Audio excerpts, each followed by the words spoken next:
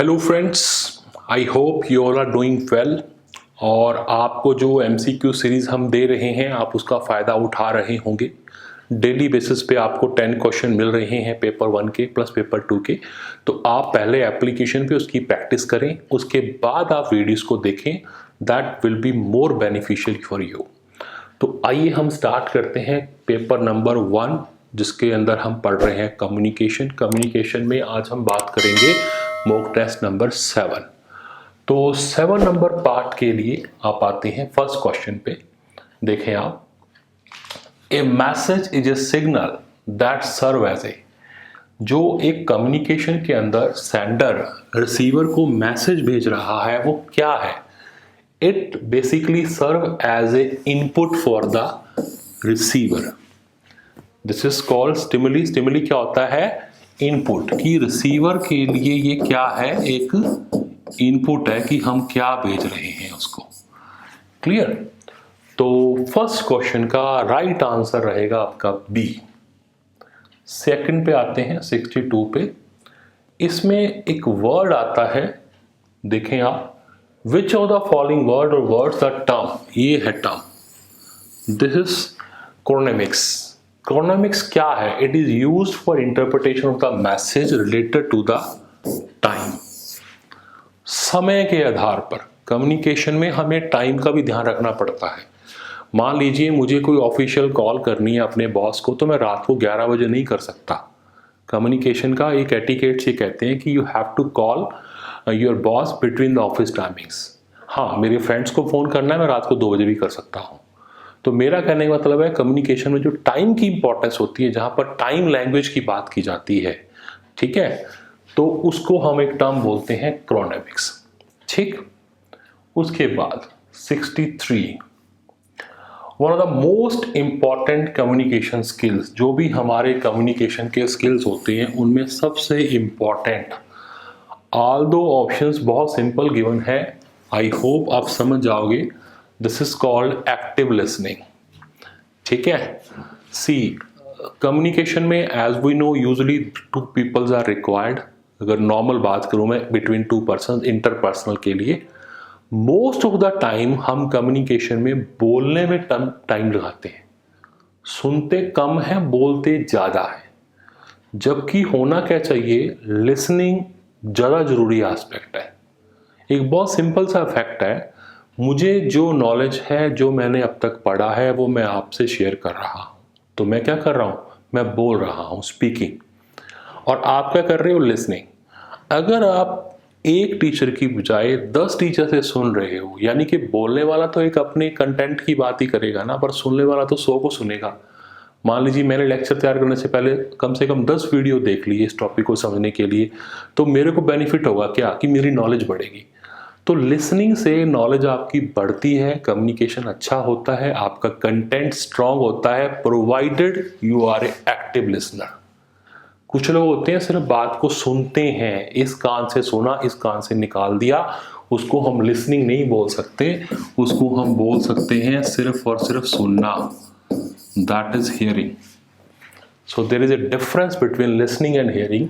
सो एक अच्छा कम्युनिकेटर वो होता है जो प्रॉपर टाइम देता है लिसनिंग को। लिसनिंग का मेरा मतलब, यहाँ मैंने कहा एक्टिव वर्ड की बोलते हैं कि सब हम सिर्फ एक कान से सुनते हैं, निकालने की बजाय हमारे जो बीच में माइंड आ रहा है उसके अंदर उस इंफॉर्मेशन की प्रोसेसिंग करते हैं कि वो इंफॉर्मेशन मुझे माइंड में रिटेन करनी है या नहीं करनी है। ठीक है। तो एक्टिव लिसनिंग बहुत जरूरी है इफेक्टिव कम्युनिकेशन करने के लिए। चलिए 64, एक classification of the body movement. C, बहुत इंपॉर्टेंट, ये क्वेश्चन बहुत बार आता है नेट के अंदर। आपकी बॉडी मूवमेंट, जो हम बात करते टाइम हमारे जो शरीर के हाव भाव होते हैं, आप अपने हाथों को हिला रहे हैं, आप अपने फेस का यूज़ कर रहे हैं, आपके अलग अलग एक्सप्रेशन आ रहे हैं, तो कहता बॉडी मूवमेंट्स के लिए हम कौन सा टर्म यूज़ करते हैं? आप देखें, इसके लिए हम बोलते हैं काइनेक्स। ये एक टर्म है जो हम यूज़ करते हैं कम्युनिकेशन में, किसके लिए? आपके बॉडी मूवमेंट्स के लिए। यानी कि वर्बल कम्युनिकेशन में आप सिर्फ बोल नहीं रहे, बोलने के साथ साथ आपकी जो बॉडी लैंग्वेज है, आपकी जो बॉडी मूवमेंट है, उसको शो कौन करता है, उसके लिए जो टर्म यूज करते हैं हम, that is called kinesics. Now 65th, वैसी एक और टर्म आती है। जैसे हमने बात की टाइम के लिए एक टर्म यूज किया, बॉडी मूवमेंट के लिए टर्म यूज किया, एक और टर्म आती है movements of the face that convey the emotional meaning.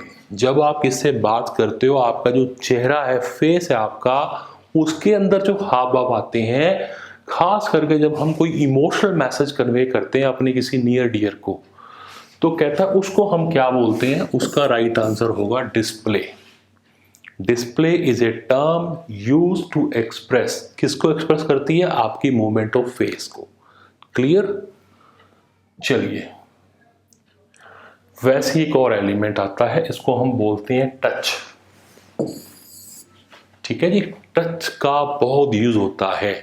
अगर हम अपने किसी बहुत ही, मान लीजिए क्लोज आपका फ्रेंड है, आप उससे बात करते टाइम आपने उसके कंधे पे हाथ रख दिया, आपने उसको टच किया, या हम अपने किसी, मान लीजिए मैंने अपने बच्चे को हग कर लिया, तो वो टच करने से एक एक्स्ट्रा फीलिंग आती है, हमारा कम्युनिकेशन थोड़ा स्ट्रांग हो जाता है।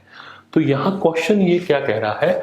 Touch is an important element. किस कम्युनिकेशन में इंपॉर्टेंट होता है? आप देखें बिजनेस के अंदर नहीं, ऐसा नहीं है। ये होता है साहब कॉमन, हम बात करें, ऐसा नहीं है कि बिजनेस में हम जैसे शेक हैंड करते हैं, कॉमन कल्चर है, इट्स एन इंपॉर्टेंट। क्वेश्चन क्या था? अगर आप ऑप्शन पढ़ेंगे तो जो ब्रॉड इसका आंसर रहेगा वो रहेगा इंटरपर्सनल। इंट्रा में तो हम अपने आप से बात करते हैं, नन ऑफ दीज आंसर हो नहीं सकता। तो डाउट कहाँ होता है कि बिजनेस में भी होता है टच, बट इंटरपर्सनल मतलब बिटवीन टू और मोर। तो जहां दो या दो से अधिक लोग होंगे, दो लोग होंगे, यानी कि वहीं पर टच की इंपॉर्टेंस आएगी। एक आदमी अपने आप को टच करके बात करे, इसकी कोई इंपॉर्टेंस नहीं होती। 66 के बाद 67 देखें आप, which of the following is less important. अब क्वेश्चन किसका है? इफेक्टिव कम्युनिकेशन के लिए कौन सी चीज कम जरूरी है? जरूरी तो है, टोटल कंट्रोल ओवर लैंग्वेज जरूरी है साहब, गुड वोकेबुलरी बहुत जरूरी है। अक्सर देखा है मैंने, यूजुअली आप भी यूट्यूब पे बहुत से वीडियोस देखते होंगे, कई बार देखने में आता है कि जो टीच कर रहा है पर्सन, या तो उसको खुद को उस कंटेंट की नॉलेज नहीं है, या उसका लैंग्वेज पे कमांड नहीं है, ठीक है, या वोकेबुलरी पुअर है। तो उस वजह से क्या होता है कि जो ऑडियंस है, लिसनर है, वो बड़ा डिस्ट्रैक्ट हो जाता है, उसका माइंड नहीं, उसको लगता है मुझे ये नहीं देखना। ठीक है, तो अच्छे कम्युनिकेशन के लिए जरूरी है, बट यहाँ पूछा क्या? Less important.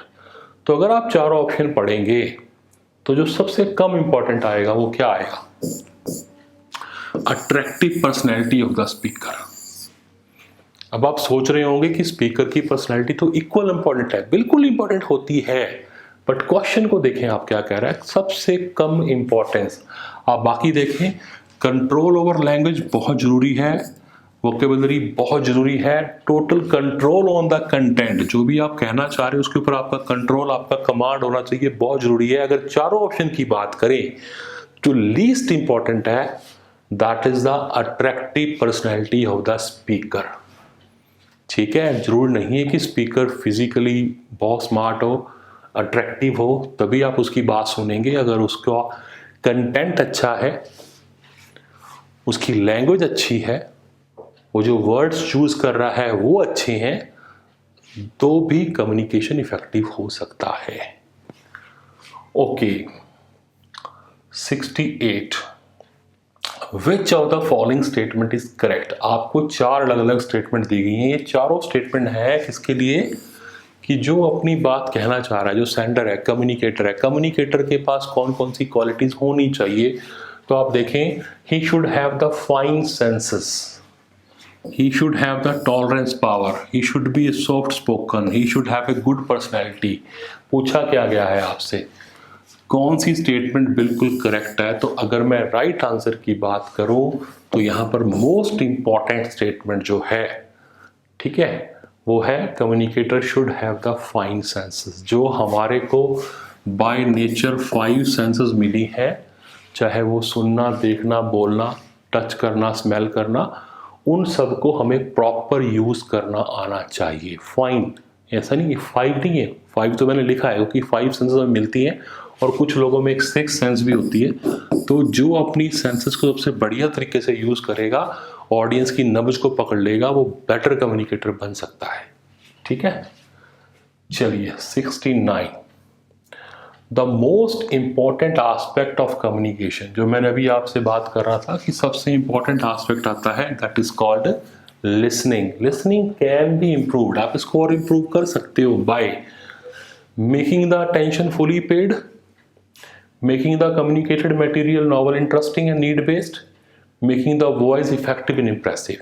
चौथा है ऑल ऑफ द। तो राइट आंसर इसका क्या है? All of the above. आप देखें तीनों ऑप्शन ही रेलिवेंट हैं। आपका मैटर अच्छा होना चाहिए, आपकी स्पीच इंटरेस्टिंग होनी चाहिए, ठीक है, आप लोगों का अटेंशन खींचें। तो ये सारी चीज़ें अगर होंगी तो आपकी जो लिसनिंग है that will be improved. Clear? Okay, come to the last one. ये क्वेश्चन हमारे यहाँ एग्जाम में बहुत बार आते हैं, असर्शन एंड रीजनिंग वाले। तो वैसे ही एक क्वेश्चन मिला इसमें, देखें आप यहाँ पर असर्शन क्या है, कहता साहब two way communication is not possible in the mass media. Mass media क्या होता है? When we are talking to the public, mass audience को लेकर हम बात कर रहे हैं, कहता वहां टू वे नहीं हो सकता। Reason, the message is conveyed, कहता मैसेज तो पहुंचा देते हैं but feedback is not immediate. बिल्कुल ठीक बात है कि मास कम्युनिकेशन में टू वे कम्युनिकेशन नहीं हो पाता। टू वे होता है man to man, a to b. A ने कहा, बी ने सुना, बी ने बोला, ए ने सुना, इमीडिएटली फीडबैक इज देयर। और रीजन इसने बहुत अच्छा दिया, कहता जी मैसेज तो कन्वे हो जाता है पर इमीडिएट फीडबैक मिलना पॉसिबल नहीं है। तो इसका राइट आंसर क्या रहेगा? A. Both are true and the reason is the correct explanation of the a. तो इसका राइट आंसर होगा फर्स्ट, की दोनों बातें अपने आप में ठीक हैं। तो आई होप ये आपको 10 क्वेश्चंस समझ में आएंगे अगर आप प्रैक्टिस करेंगे तो। अगर आपको अच्छा लगे तो आप प्लीज़ हमारे चैनल को सब्सक्राइब करें और मैक्सिमम लोगों में शेयर करें। ठीक है, तो मिलते हैं हम नेक्स्ट वीडियो में। Thank you very much.